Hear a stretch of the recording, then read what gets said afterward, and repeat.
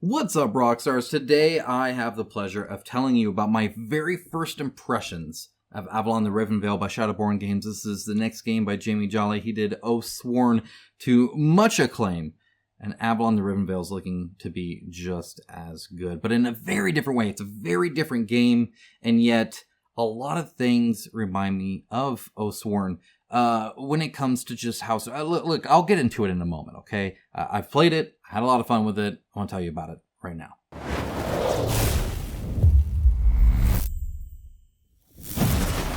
Alright, so as you can see here, it'll be coming out November 12th onto Kickstarter, so this will be linked down below. You can go ahead and take a look at kind of what this site has to offer and sign up to kind of be reminded and stuff. It's going to be really cool. As you can see, the minis are going to be awesome. They were great before, they're great now. The gameplay, though, is something else. Getting monsters is super cool, plus some epic artifact items and whatnot. Like, I'll be talking all about that, but I do want to thank the sponsor of today's video, Into the AM. They make great shirts just like this, and they are having a 60% off warehouse sale.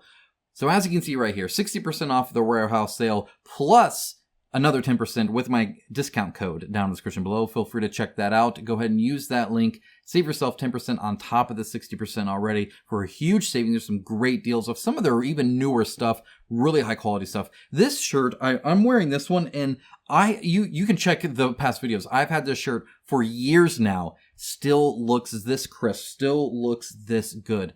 They stand the test of time. They fit great. They feel great. They look great. They are great. I get compliments all the time.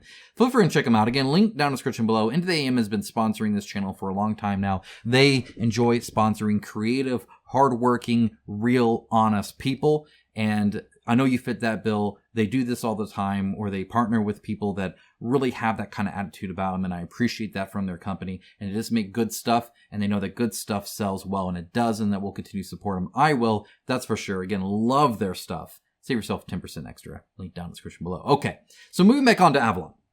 So Avalon the Riven Veil is a circular dudes on a map game. In fact, let me show you just a few pictures to kind of give you a better sense of things here. So again, launching November 12th on Kickstarter, you do get this really, really cool, super sweet looking monster. I actually got him in the game that I played, and he was super cool. So I'll talk more about how you would get him in a bit. But as you can see, yeah, first, all backers, 24 hours. I will try and have a video day of for you guys. That way you know. If nothing else, I'll have it leading up to it.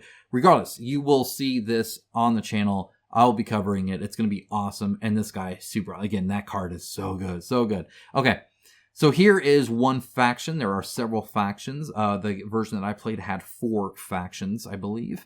And 4 or 5. I can't quite remember one of those. Either way, they are doing the 2-part. So some of the middies will have like that like clear colored plastic that looks really great right out of the box. Of course, obviously you can paint it still the same as always, but yeah, they look really, really cool. They're super awesome. Same here, and you can see that other kind of color that's going into play there.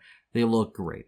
Here's a kind of a look at the gameplay, and I'm going to keep this here for a little bit. So it's this round board that starts out all like clouded and covered up, right? And your job is to go and deploy units and move units around and do all this stuff from your faction. Each faction can act in different ways. My dog is sneezing. But anyway, hopefully that didn't come out on the mic. Bless you. Bless you. What are you doing? Trying to record a video here. You want to say hi? Come here. Come say hi. Come here. Come say hi. Come here. Okay, so yeah, he was sneezing. I apologize for that. But no, seriously, you're going through and you're... Good boy. And deploying your units, moving them around, all that stuff. And as you do, you're kind of exploring the land. And obviously, just like most, depending on the amount of players, depends on how much of the board is available, right? I mean, you can move to adjacent boards and stuff like that. But you see this card here, this card right here, you'll get this. So right up here kind of shows what that land is worth, right? Like, what are you going to get from owning this land, right? Obviously, you want to own this part of the land. It's going to be great. But you can get these cards, too. Sometimes there are artifact cards like this one, right? Like, there's the Holy Grail that you can have. A great item, by the way. Or you can have these monsters there too that you can win that then can fight for you, and they're amazing. They're super cool. So it's the classic like you want to be able to do everything and be everywhere, but you just can't. You're limited in either your actions or in the amount of units you have or in the turns that are available, because you just kind of like, there's like different rounds and then you restart and then it all gets fogged over again and then you get to explore it again. You actually trade out some tiles and stuff like that. So literally each round the world is shifting and moving and changing and stuff. So you can't just like, oh, I'm going to always go to this side, because it won't always be that way, right?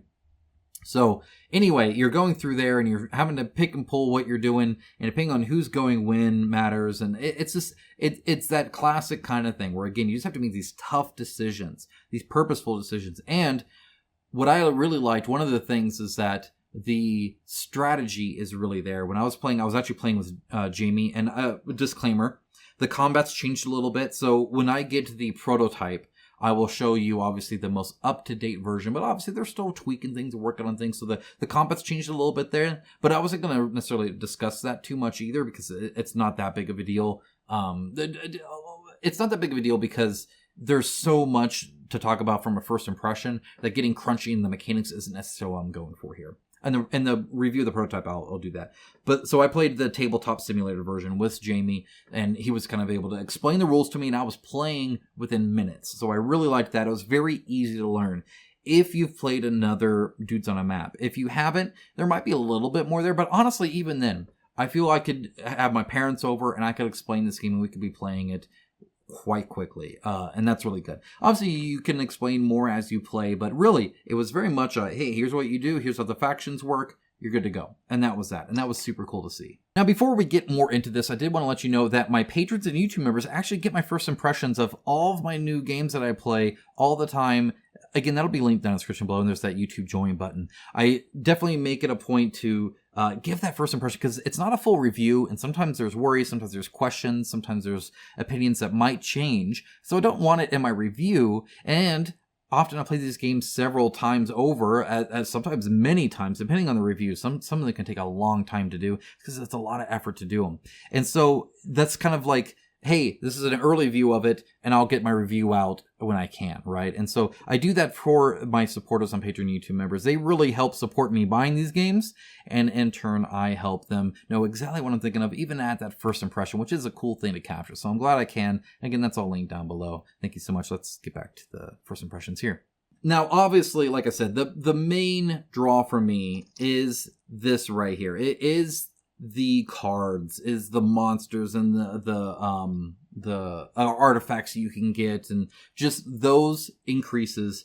They're powerful, they're impactful. You definitely want them. You don't want the enemy to get them, that's for sure, because you know you're going to be dealing with that for the rest of the game. It matters a lot. It really does. They're very important, and they can really enhance.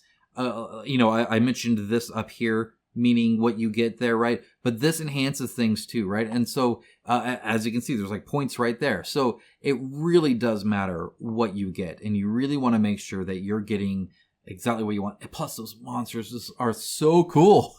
Everything's really powerful. They all allow you to do a special effect or something. Every monster is different. It's not just different stats. They actually do a unique thing that's unique to them. So that can be really impactful.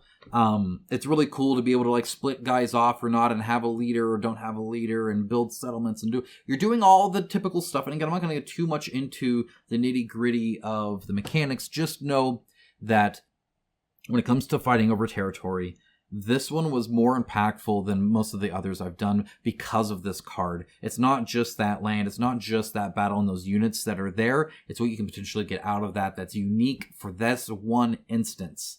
And that's super cool. That's a lot of fun. I love doing that. I also did really like the Fog of War. I thought that was nice too. Most of the area control games that I've played, you pretty much see the entire map.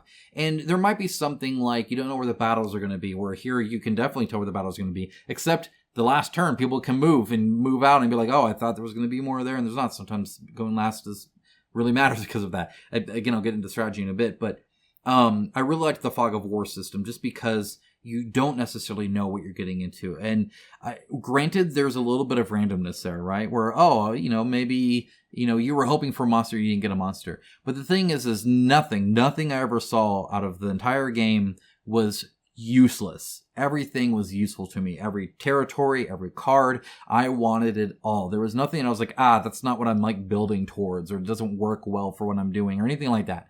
It was all good. And in fact, it allows you to make a plan, but then also make some adjustments too. Because you might want one that it's like, oh, this is really good, or I don't really want them to have that. And maybe they discovered it, right? And you're like, I gotta get over there now, right? And so there's a lot of that. Speaking of, it is a round board, which I know there are some people that really don't like round boards, and that's totally fine too, of course. But this one I felt worked really well. First of all, the symbols you could see fairly easily, but I was also able to get anywhere I needed to go pretty okay. Obviously, you are limited in action, so there are just some things you can't do, which whether it's make enough people or move enough people around or do whatever you want. But I never felt like I had to like slog to this map, because honestly, it's not that big of a map in that sense. Which is really good because it involves a lot of interaction.